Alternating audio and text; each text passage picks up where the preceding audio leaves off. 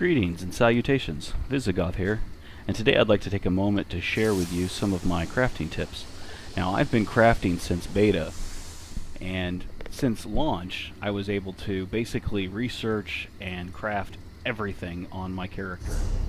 Now, as you'll notice, I've actually, I kind of left alchemy by the wayside a long time ago. I don't know, I just kind of got burnt out on it.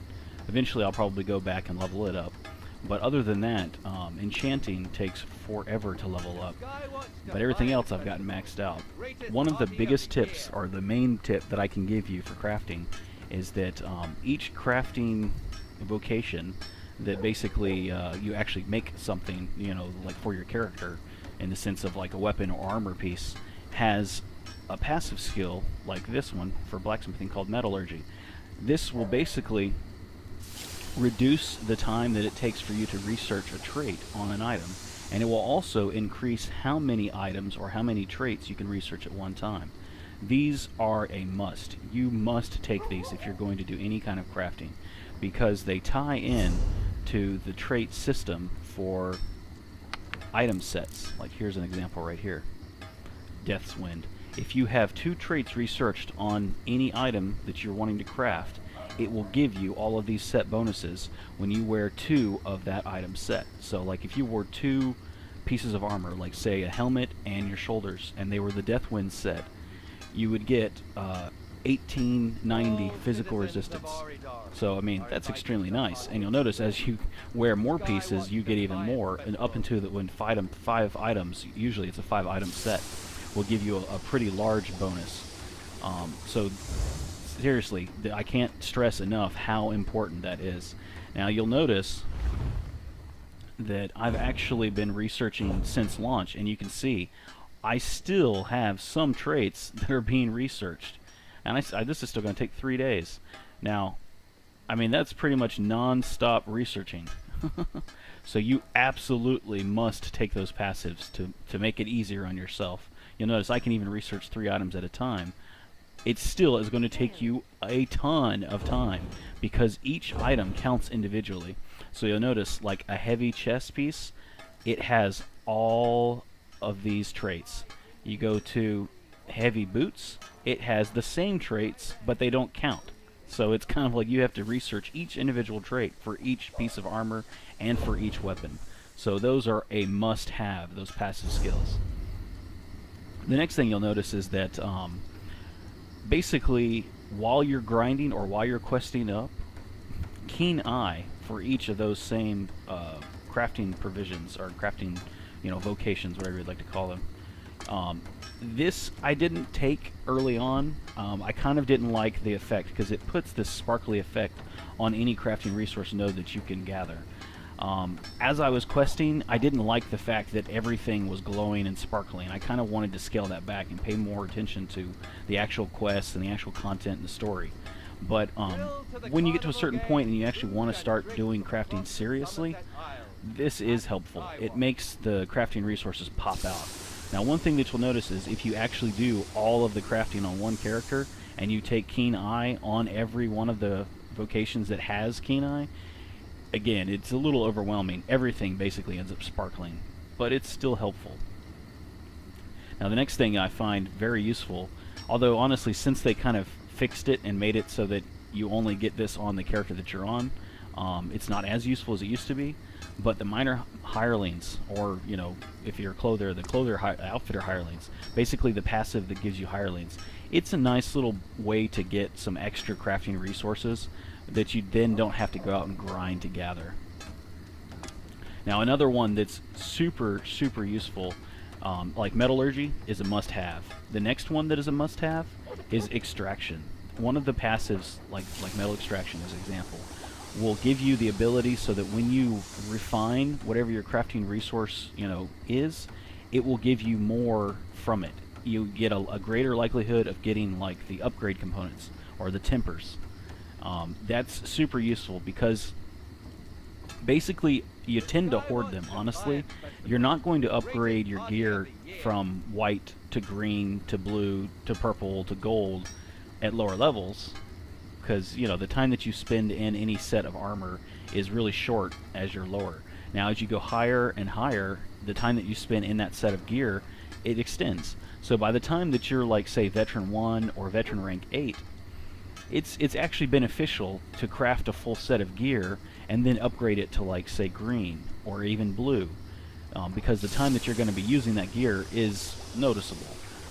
At lower levels, not so much, but you do still want to take the extraction skill so that you have this kind of pile or this backlog of these upgrade components. Otherwise, you know, you're going to have to go out and buy them, or you have to trade for them, or, you know, they're going to be kind of a pain in the butt to get.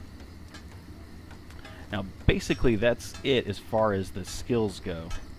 One thing, though, that I didn't really pick up on until recently that I've found super helpful now is if you actually go out and do some PvP and you get your assault skills up, or you get your PvP, you know, rank up, basically it'll level both assault and support.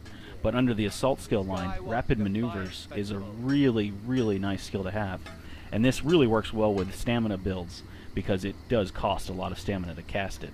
But basically, the thing that we're looking at here is that it's going to increase your movement speed by 40%, and it's going to increase your mounted speed by 40%. Now, this makes running around and just straight up gathering resources super nice. Basically, whenever you decide, hey, I'm going to take a break from questing, and I'm going to take a break from doing all this other content, and I want to go work primarily on doing some of my crafting, well, if you don't have a huge stack of crafting resources that you've just been sitting on, and you need to go out and gather some, well, basically you just pick one of your skills and you socket this in place of that skill on your skill bar. It allows you, here I'll show you real quick, to get a nice speed buff. And you'll see here, I mean, I'm really kind of moving along on my, just on my feet. And even on my mount, it adds a huge speed increase. Now, it doesn't last indefinitely. I mean, it only lasts like, well, what was it? 17 seconds. I mean, so you do have to kind of recast it, but it really allows you to just sprint around a whole zone and gather every resource that you run across. In a moment, I'll go out and I'll actually show you what that's like when you're out in the field. But a real quick thing too is, another little tip I have is if you're actually going to, like, put your questing on hold for a little while and go run around and do some gathering, you might actually think about switching over to the Steed Mundus Stone. Because, oh, it's been so long since I used the Steed, I forgot where it was. Basically, you know, Google that online. Find out, you know, where you can find the Steed Mundus Stone. It might not be beneficial until you're actually, you know, higher level and you can go back to the old content that you did. But it will also give you a speed increase, which just makes running around a zone a lot easier. You don't have to do it, but it's just kind of a nice thing.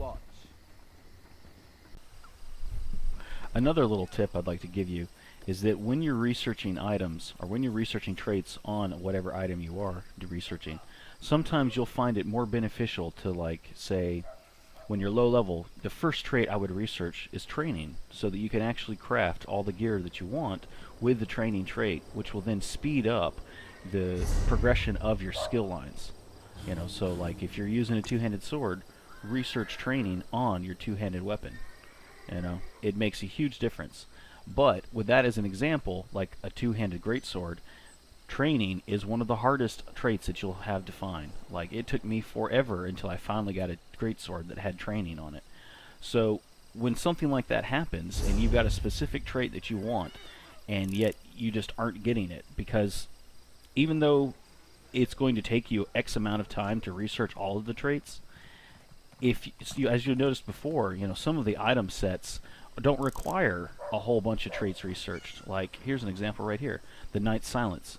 This is a very early set bonus that you can get. It only requires 2 traits researched. Same thing with, like, Ashen Grip.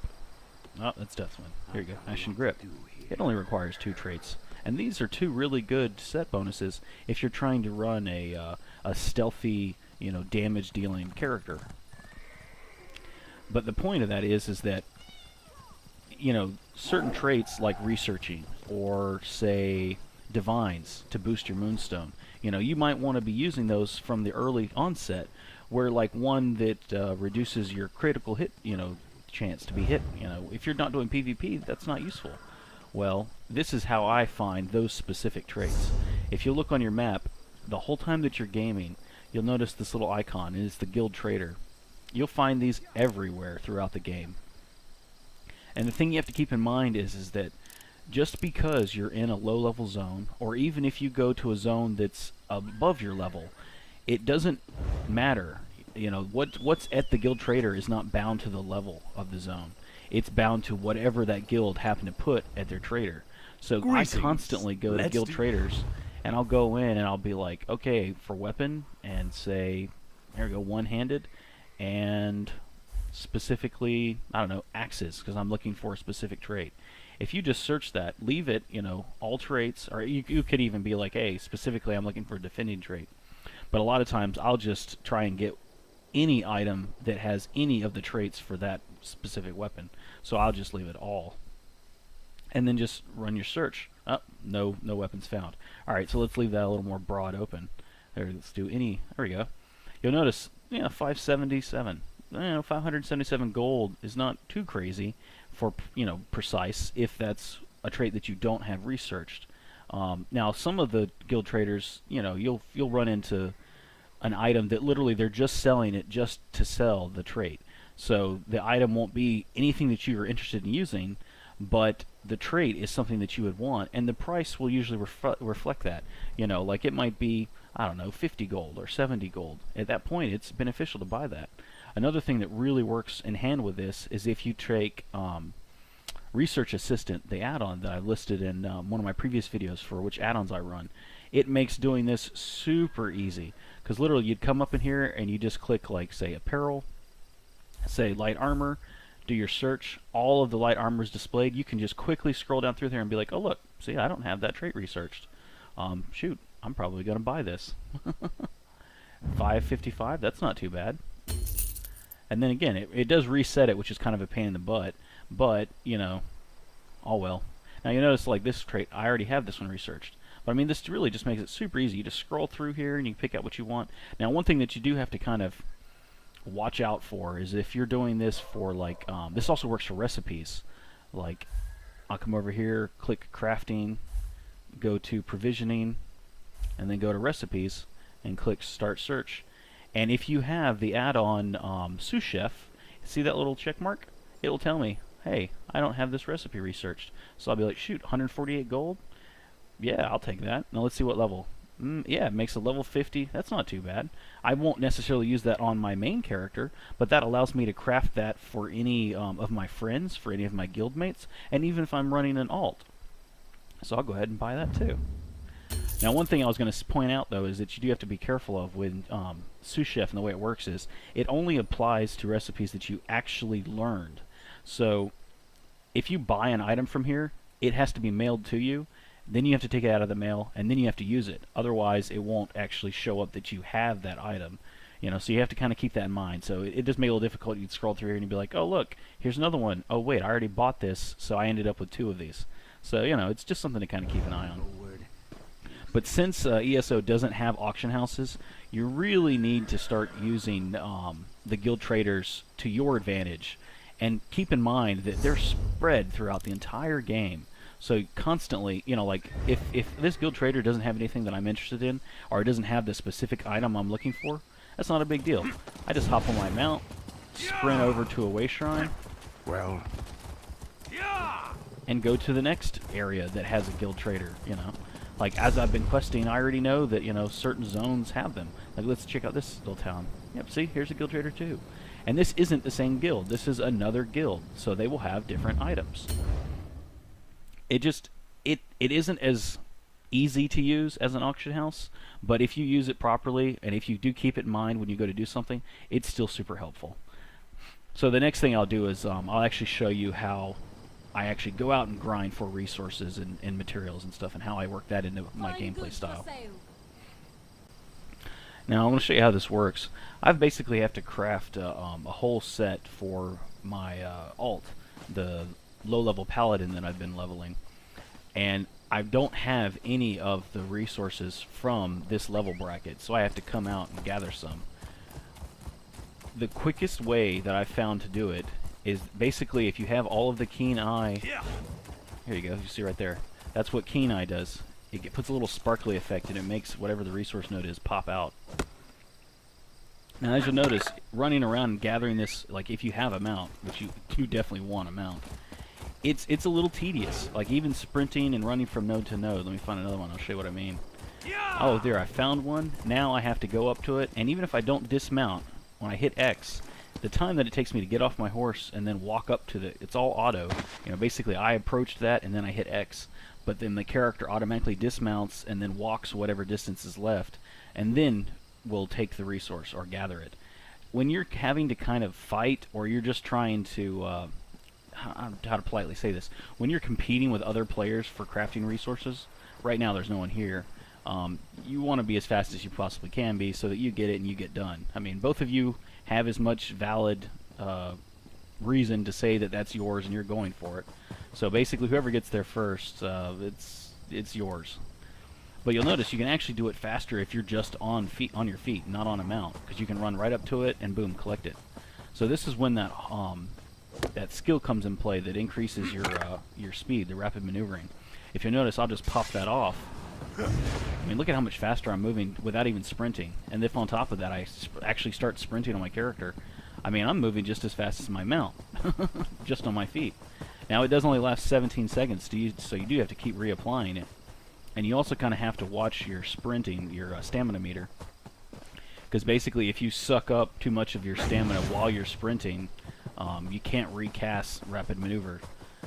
So this really works out well for a pure stamina build, like my character here. This is my main, Visigoth. And, I mean, you'll just see. Look how fast this goes. Boom. Go gather the next one. And, of course, it's even faster. I pop a stamina regen potion. Or, you know, a regen drink. Then my stamina even comes back even faster. So, I mean, it makes it even easier for me to run around and just gather. And, of course, as you're doing this, you know, you keep an eye out for chests and, you know, get extra loot while you're trying to come out here and just grind some of your crafting.